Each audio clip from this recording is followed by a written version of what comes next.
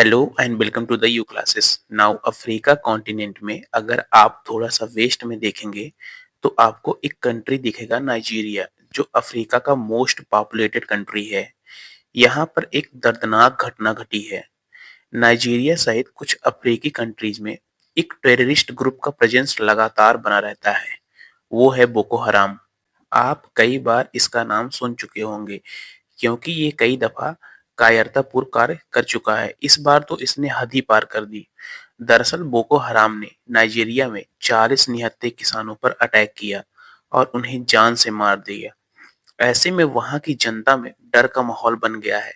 वहां की सरकार ने ये आदेश जारी किया है कि सभी नागरिक फिलहाल घर के अंदर ही ज्यादा रहें, क्योंकि नाइजीरिया की फोर्सेस बोको हराम के टेररिस्ट को ढूंढने का काम कर रही है।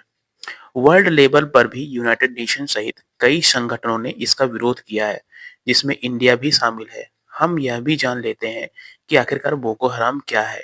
तो बोको हराम एक अफ्रीकी आतंकी संगठन है जिसकी प्रेजेंस ज्यादातर उत्तरी अफ्रीका में है, और यह संगठन कई बार आतंकी हमले इन द पास्ट कर चुका है।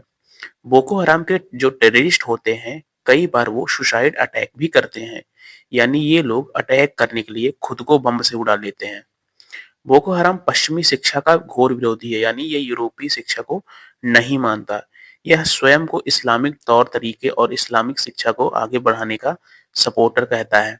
2009 से ही नाइजीरिया पुलिस और वहां की सेना से इसकी भिड़ंत होती आ रही है, जिसमें इसके कई लड़ाके मारे जा चुके हैं। नाइजीरिया एक अंडर डेवलपमेंट कंट्रीज की लिस्ट में आता है, तो वहां की जनता उतनी एजुकेटेड नहीं है, वो किसी के भी बहकावे में आ जाते हैं, उस जिसके बाद ऐसी घटनाएं हो जाती हैं।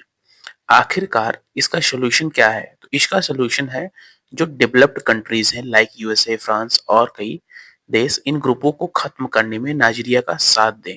यूनाइटेड नेशन स्पेशली ऐसे ग्रुप्स के खिलाफ कड़े कदम उठाए, जिससे आसपास के रीजन में भी शांति बनी रहे। नाइजीरिया को भी अपने सिटीजन को गाइड करना चाहिए कि ऐसे बहकावे में ना आए जो उनके खुद के कंट्री के हित में ना हो। भारत एक विशाल देश है, चाहे कोरोना महामारी का संकट हो या कोई और संकट, हमेशा दूसरे देश को हेल्प करने को आगे आता है। इंडिया को भी बढ़ चढ़ के ऐसे कंट्रीज की हेल्प करनी चाहिए। वैसे भी नाइजीरिया इंडिया के रिलेशनशिप अच्छे लेवल के हैं।